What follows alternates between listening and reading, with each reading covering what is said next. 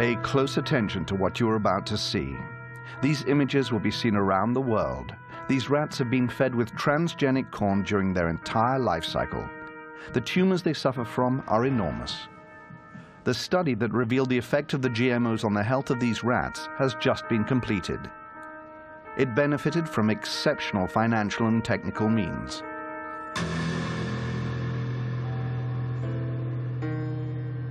We were able to witness the study in its entirety.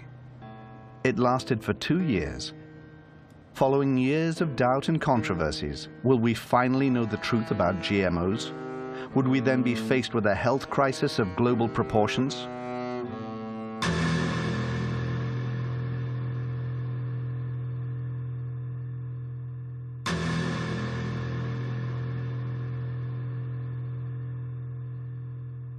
This is the longest, most thorough study to have been carried out on a GMO, and we have also carried out a joint study on the most used pesticide in the world, the Roundup, which is a herbicide. It belongs to the main pesticide category.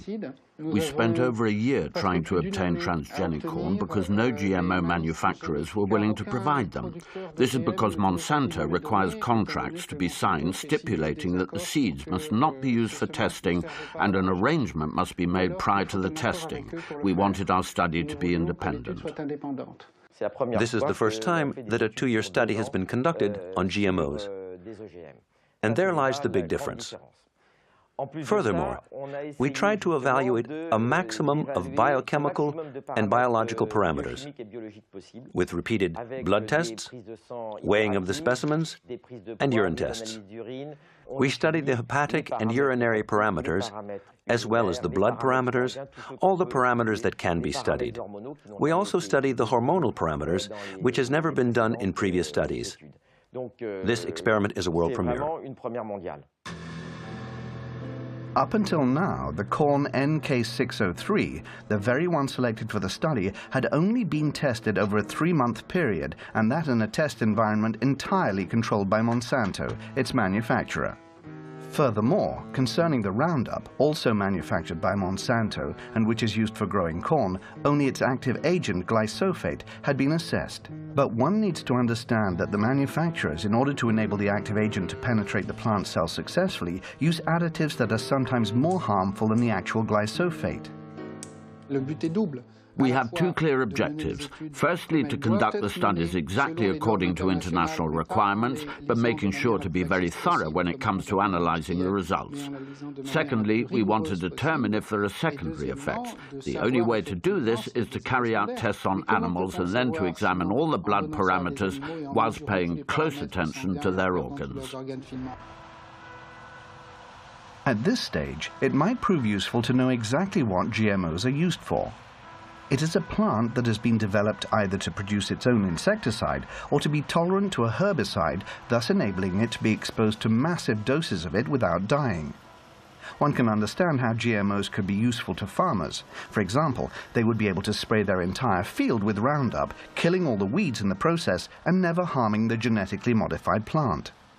On the other hand, it is hard to see the benefits for the consumer, who will effectively be ingesting substances coming from a plant that has absorbed pesticides. That is why it is crucial to test not only the GMO, but also the GMO with its residue and the pesticide on its own. This type of testing had never been done before because the corporations doing the tests would do them on GMOs with the Roundup, which meant that we had no idea what between the GMO and the Roundup caused the pathologies, or they did them on GMOs without specifying that this was the case. So what we decided to do was to address the question, are we dealing with the effects of the GMO or the pesticide? During the last 10 years of testing, the National Commission did not envisage a pesticide effect. Therefore, Europe does not even demand that chronicle toxicity tests be systematically carried out on animals, and when they are required, it is the manufacturers who decide the protocol to be used. For example, the Amflora potato was only tested on a group of 30 rats, 10 of which were being fed the GMO. The Monsanto corn was tested on 400 rats. 80 of them were fed the transgenic plant, but only 40 of them were then subjected to blood tests. Either way, none of these studies lasted longer than 90 days. What is represented by this figure is that certain groups of rats, male and female, have ingested GMO corn. GMO corn with Roundup residue and Roundup on its own. Every time we go up a level, a rat dies. The limit is 10 due to the number of rats that constitute a group. The dotted line represents the females of the group who die but have a completely normal diet. Only 2 animals die spontaneously after 550 days. On the other hand, every female that has been fed on the GMO with Roundup or Roundup diet has died more frequently than the other rats. Some will challenge the relevance of such results, but what is undeniable is that in the group that has been exposed to the GMOs, there is a 600% increase or 6 times more deaths compared to the control group. As far as medicine or biology is concerned, there is no need for further testing. An important fact is that all the studies carried out on the rats are done over a 3-month period. It so happens that none of the effects are visible until the 4th month. This is fundamental in understanding that studies conducted over a 3-month period are useless. This conclusion is easily understandable. It could be said that their only use is to soothe the consciences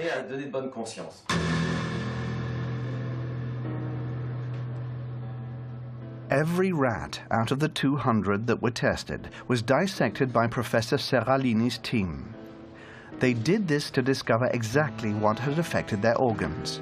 The purpose behind this was to identify the way each diet, GMO and Roundup on its own, had acted on the metabolism of each animal, focusing on the development rate of the tumors that, and this comes as no surprise, only start to manifest themselves after the initial 3-month period.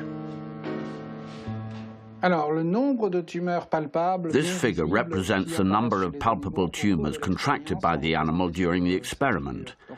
Here, we can see the rats subjected to GMOs compared to those with a regular diet. As you can see, very few males have contracted tumors. This is due to them being more resistant to the testing process.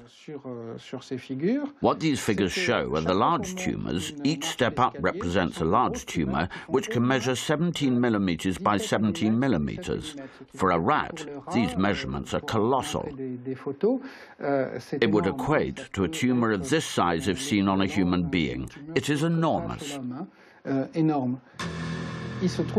After having studied these tumors, it can be said that 94% of them take effect in the mammary glands, which would equate to breast cancer in a woman. We are faced with renal tumors for the males, but not only, some males also suffer from mammary tumors. This points towards a hormonal effect that isn't affected by the dosage. 60% of breast cancer cases are caused by hormonal deficiencies. Professor Seralini's study holds one last surprise for us, and this is a major one. Up until now, one could have thought that the main cause of death for the tested rats was coming from the pesticide added to the corn. But what the study highlighted, and this for the first time ever, is the fact that the transgenesis itself could have killed the rats. What this means is that just by interfering with the genome of the plant in order to modify it, we are faced with repercussions that no one could have anticipated.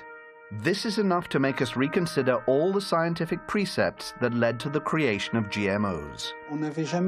Roundup had never been tested separately. Whilst conducting cellular studies, we saw that the cells of the liver, embryos, kidneys, placenta and the umbilical cord died much faster, and so we could deduce that there was a toxic effect on the organism. What can be said is that there is an increase in deaths due to GMOs and Roundups. The biggest surprise came when we realized that GMOs without any Roundup residue were responsible for an increase in the death rate of females and of some males. This could be the result of the GMO gene that has been badly assimilated by the plant and that has therefore resulted in a negative effect or due to a secondary metabolical effect. What that means is that we are dealing with a GMO in particular. a modification of a cereal or a GMO corn, with regard to the genes inserted in the corn to make it a GMO corn, can result in different effects. It is not because a certain GMO has a particular effect that other GMOs will have an effect, but some may even have more of an impact. What is alarming, this is the GMO that is being eaten by the Americans, but also the GMO that has been approved for importation by European agencies, including the French ones, and that obviously contaminates our food. Nowadays, only 2 types of GMOs are being produced in a few European countries. One is corn and the other potato. But what about the 27 million tons of transgenic soya that are unloaded each year in European ports? This soya is used to feed our cattle, but it also makes its way into a number of foodstuffs. What we want to achieve with this study is a moratorium. The situation is serious enough and we're not going to eat everything and anything. We imported without knowing what was being imported, and the United States have produced crops without knowing what they were producing. There needs to be more studies of this kind, and GMO manufacturers need to conduct them before commercializing their products. A moratorium on growing GMOs has been approved by most European countries. Now that we know the results of the study conducted by Professor Serralini, could it be time to extend this moratorium to all the GMO used in many of our foods? To establish an undeniable scientific truth, one needs teams, time, and means. Some will say that it takes too much time and that it is too expensive. But had we taken this precaution, could we not have avoided recent sanitary scandals? Will GMOs be responsible yet again for a calamitous scenario? And while we are waiting for scientific certainties, evidently, this is a risk we cannot afford to take.